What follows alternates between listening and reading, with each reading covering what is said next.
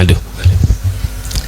Yang saya muliakan jamaah Masjid Al-Aqsa rahimakumullah, para ta'mir Masjid Al-Aqsa dan saudara-saudara sekalian yang pada siang hari ini menyempatkan untuk menunaikan Jumatan bersama-sama di sini.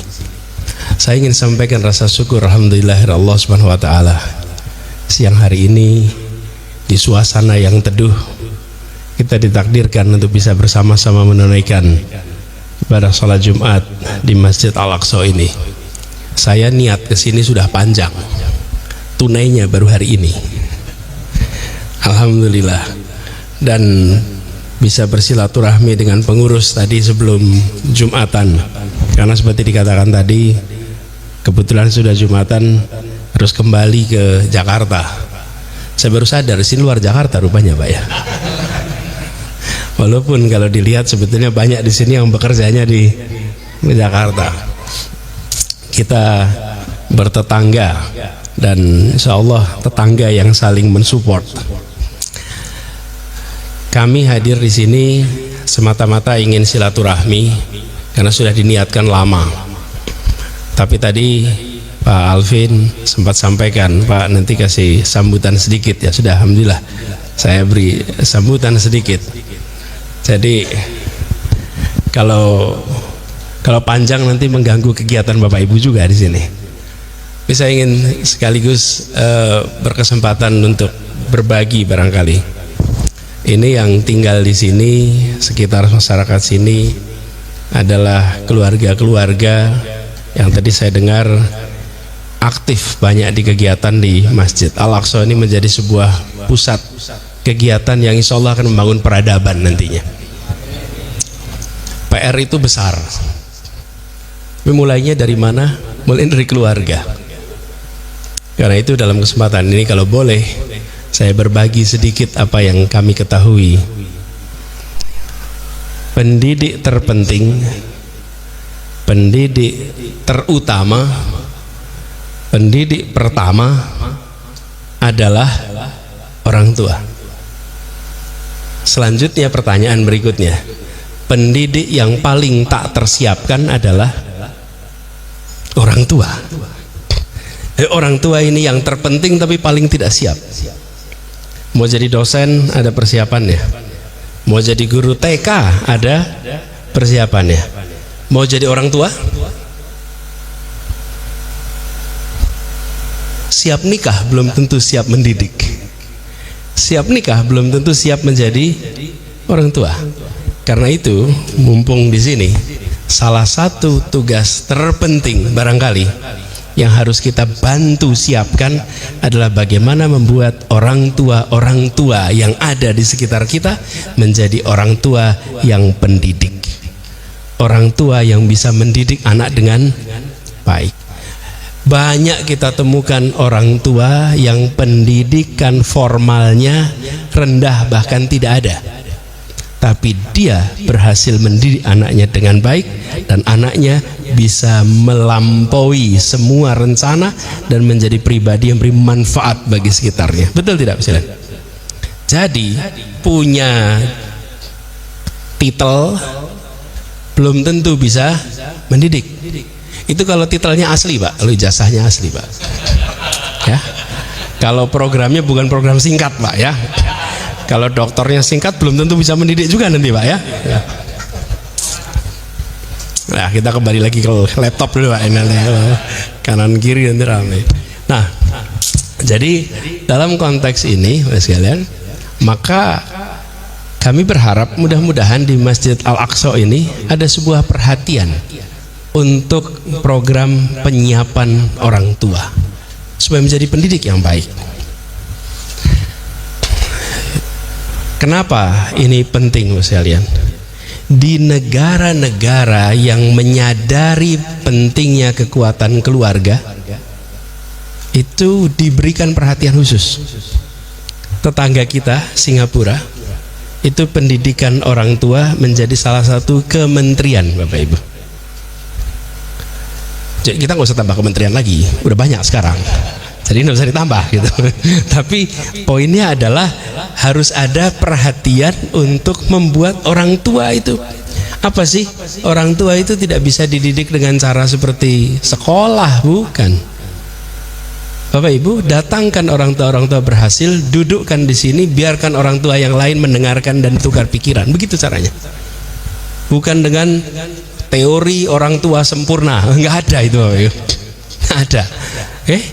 Nanti kumpulkan yang anak-anaknya usia di bawah 5 tahun, 5 tahun sampai 10 tahun, 10 sampai 15, 15 20 tahun. Nah itu orang tuanya kumpul sama-sama. Lalu sunjakan narasumber. Untuk apa? Supaya bisa menyiapkan. Mengapa ini penting Bapak Ibu? Kita sekarang berada di era, abadnya berapa sekarang? 21. Jadi anak-anak kita itu anak abad berapa? 21. Jangan ragu-ragu. Anak kita anak abad 21. Bapak ibunya? 20 Bapak Ibu. Kalau Bapak Ibu datang ke sekolahnya, cara mengatur ruang kelasnya abad berapa? 19 Bapak Ibu. Iya, foto ruang kelasnya cocokkan dengan ruang kelas abad 19 sama persis. Jadi sekolahnya abad 19, gurunya abad 20, anaknya abad 21. Itu sekolah kita. Nah, dalam situasi begitu, yang harus menjadi jembatan siapa? Guru dan orang tua. Nah, makanya saya mulai dengan itu. Pendidikan pertama dan terutama pendidiknya siapa? Orang tua. Jadi di sini adalah sebuah komunitas yang saya perhatikan sekufu, insya Allah semua ini di sini nih. Ini sekufu ini semua di sini nih. Lalu punya sebuah ghirah dakwah yang luar biasa. Saya dengar kegiatan di sini aktif. Kebetulan saya mampir di sepupu saya di sebelah sana dan dengar cerita. Kalau ummahatnya hebat, sisanya aman itu. Betul tidak? Nah ini yang tadi saya temukan. Nah karena itu saya ingin titip nih, bagaimana ini menjadi hebat. Dan sekalian, kalau pendidikan di orang tua ini bisa, apa sih yang kemudian mendasar? Kita semua sudah paham bahwa pendidikan itu nomor satu akhlak. Karena kita mendidik anak untuk memiliki akhlak yang baik. Pondasinya apa? Iman Islam, betul tidak? Cerminannya apa? Anaknya soleh, anaknya solehah, betul tidak saya? Dan itu kira-kira cita-cita kita. Yang aspek itu sudah banyak yang bahas di masjid. Yang belum banyak bahas di masjid itu yang di luar aspek itu. Nah masjid harus mengisi itu. Salah satu kelemahan adalah tiadanya kemampuan berpikir kritis atau lemahnya kemampuan berpikir kritis. Itu salah satu kelemahan di umat kita. Kenapa ini menjadi penting? Ke depan kita membutuhkan anak-anak kita yang memiliki kemampuan berpikir kritis. Kritis itu mulainya dari apa? Rasa ingin tahu.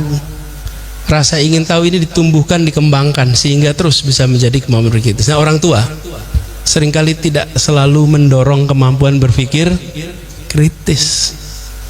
Kita bangga kalau anak-anak kita memiliki nilai yang tinggi di sekolah. Betul tidak Mas Yan? Saya mau tanya nih, nilai tinggi itu didapatnya dari apa Bapak Ibu? Belajar yang rajin. Terus yang nilainya rendah dan nilainya tinggi ditentukan oleh apa? Tes. Yang rendah bila apa? Jawabannya bagaimana? Jawabannya beda dengan yang dipelajari nilainya rendah, betul ya? Jawabannya sama dengan yang dipelajari nilainya tinggi. Itu namanya imitator Bapak Ibu. Kita tanpa kita sadari mendidik menjadi imitator. Yang menjawab sama dengan yang ada di buku nilainya tinggi. Yang menjawab sedikit samanya nilainya. Ibu, mau anak-anak kita jadi pemenang besok? Mau? Pondasi Islamnya kuat, iman kuat, akhlak baik. Tapi kalau kemampuan berpikir kritis minim, kemampuan komunikasi minim, kemampuan kreasi minim, maka dia akan kalah dengan orang-orang lain yang dibekali dengan aspek itu. Jangan sampai lupa. Karena kita ingin memenangkan anak kita untuk menjadi pemenang di masa yang akan datang. Pondasi harus ada. Jangan sampai anak-anak kita lewat di situ. Dan itu sebabnya mengapa buatlah program-program orang tua di sini supaya orang tua itu gelisah, Bapak Ibu. Paling bahaya tuh orang tua itu tidak gelisah. Kalau tidak gelisah apa? Oh tenang, insya Allah anak kita sudah dibekali. Lah masalahnya 30 tahun lagi dia akan menengok kepada kita dan tanya, ayah, ibu, kenapa dulu saya tidak dibekali A, B, C, D, E, F, G ya? Karena itu sekarang jadilah yang gelisah, membaca perubahan zaman dan menyiapkan anak-anak kita untuk zaman yang akan datang. Dan itu juga yang hari ini sering kita hadapi di masyarakat kita. Yang kedua, kita ingin anak-anak kita terus menjadi pejuang. Republik ini membutuhkan pejuang banyak. Umat kita membutuhkan pejuang yang banyak. Dan kebetulan masjid ini namanya Masjid Al-Aqsa, Masjid Perjuangan. Jadi setiap keluarga harus bisa menjadi keluarga yang menumbuhkan mujahid-mujahid, mujahid-mujahidah. Di sini tempatnya. Harus keluarga. Bulan lalu kita memperingati Hari Pahlawan di Surabaya. Saya bicara Hari Pahlawan karena urusannya sama Al-Aqsa nih. Nanti nyambung ya. Sekarang belum kelihatan nyambung ya. Ini nyambung nanti. Hari Pahlawan itu pertempuran, Pak, antara Indonesia lawan sekutu. Ada yang dari Surabaya enggak di sini? Ada yang Jawa Timur, Surabaya? Ya, pertempurannya berapa lama, Pak? Kan 10 November tuh diperingati. Pertempurannya berapa lama? 2 minggu, yakin? Ya, 3 minggu, Pak. 25, hampir 4 minggu. 25 Oktober sampai 28 November. Yang menang siapa?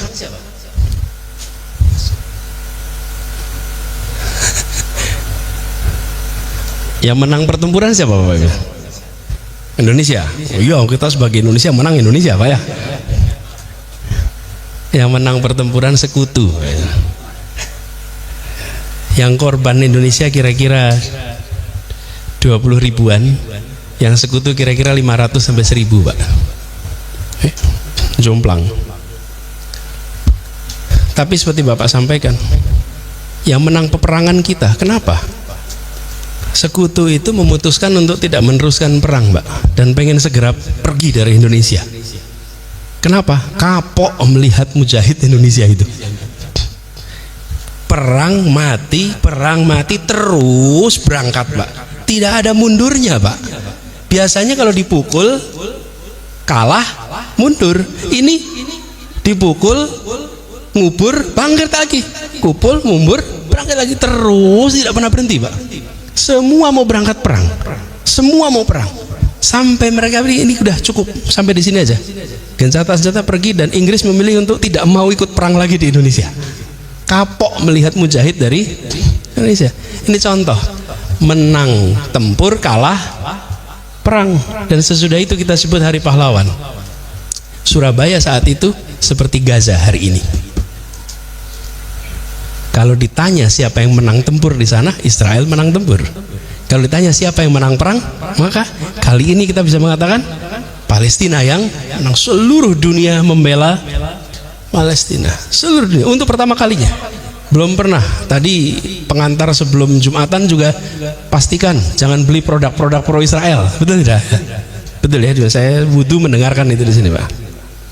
Ini menjadi penanda. Tapi sekalian, saya mau tanya nih, kenapa bisa begitu di Surabaya? Karena keluarga-keluarga di Surabaya mendidik dan membesarkan anaknya untuk menjadi mujahid.